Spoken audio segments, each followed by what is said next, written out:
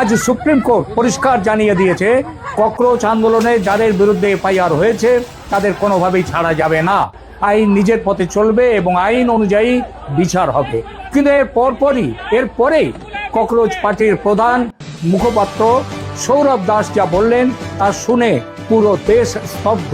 সৌরভ দাস স্পষ্ট জানিয়ে দিলেন তারা সুপ্রিম কোর্টের এই নির্দেশ মানবেন না। শুধু তাই নয়, আজ রাত 12টা পর্যন্ত সরকারকে ডেডলাইন দিয়েছেন তারা। আদালতের রায় অমান্য করে এই ধরনের আলটিমেটাম দেয়া, এটা কি এমনি চলে যাবে? এটাকে এমনি মেনে নেওয়া হবে? এর আইনি ও রাজনৈতিক পরিণতি কি হতে পারে? আজ রাত 12টার পর ঠিক কি ঘটতে চলেছে বিস্তারিত জানতে ভিডিওটি শেষ পর্যন্ত দেখুন।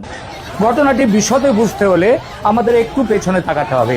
দীর্ঘদিন ধরে চলা এই ককরোচ আন্দোলন নিয়ে রাজ্য তথা দেশ জুড়ে চরম অস্থিতিশীল পরিবেশ তৈরি হয়েছিল। আন্দোলনের সময় একাধিক হিংসাত্মক ঘটনা, ভাঙচুর এবং আইন ভঙ্গের অভিযোগ ওঠে, যার পরিপ্রেক্ষিতে পুলিশের তরফে একাধিক এফআইআর দায়ের করা হয়। হিংসার আশ্রয় নেয়া, সরকারি সম্পত্তি ধ্বংস করেছে যেসব আন্দোলনকারী তাদের বিরুদ্ধে।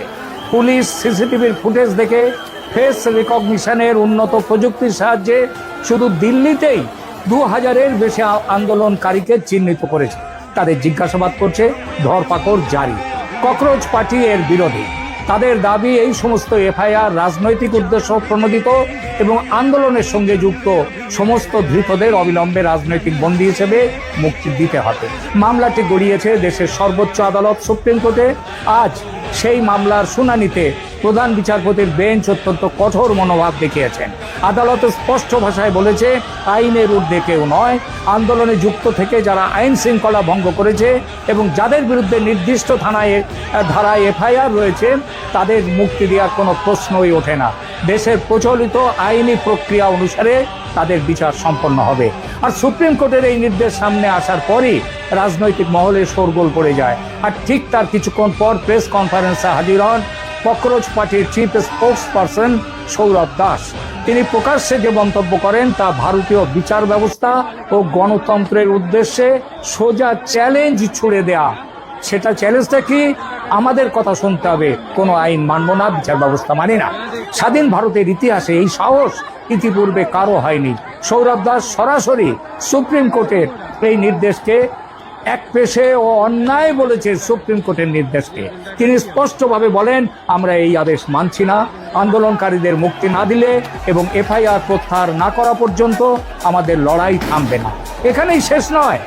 সৌরভ দাস পশ্চিমবঙ্গ সহ অন্যান্য রাজ্য ও কেন্দ্রীয় সরকারের উদ্দেশ্যে আজ রাত 12টা পর্যন্ত একটা ডেডলাইন জারি করেছে।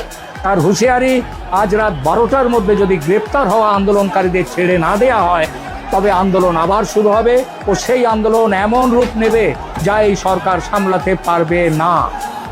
একই কথা বলেছে ককরোচদের প্রধান নেতা দীপকে। এখন প্রশ্ন হলো, একটি রাজনৈতিক বা সামাজিক দল কি সুপ্রিম কোর্টের রায় মানতে অস্বীকার করতে পারে? ভারত সংবিধান চালিত একটি গণতান্ত্রিক দেশ, যেখানে সুপ্রিম কোর্টের নির্দেশই চূড়ান্ত। দেশের কোনো নাগরিক বা সংস্থা সুপ্রিম কোর্টের আদেশ অমান্য করলে তা সরাসরি আদালত অবমাননা বা কন্টেম্প্ট অফ কোর্ট হিসেবে বিবেচিত হয়। এবং এই আন্দোলনের ক্ষেত্রে যা বলছে ককরোচ পার্টি, সেটা সংবিধান অবমাননা তো বটেই, এটা স্পষ্ট দেশদ্রোহিতা। এর পরিণতি মারাত্মক হতে পারে। কি হতে পারে সেই পরিণতি, সেটা বুঝতে গেলে আইন বিশেষজ্ঞ হওয়ার দরকার নেই। সরকার ইতিমধ্যে যথেষ্ট নমনীয়তা দেখিয়েছে।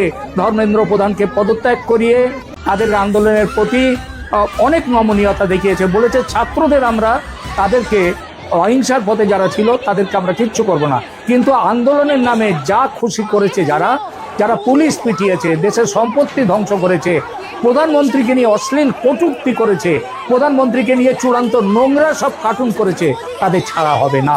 যারা এসব করেছে তাদের বড় অংশই আদৌ ছাত্রই নয়। ছাত্র হওয়ার বয়স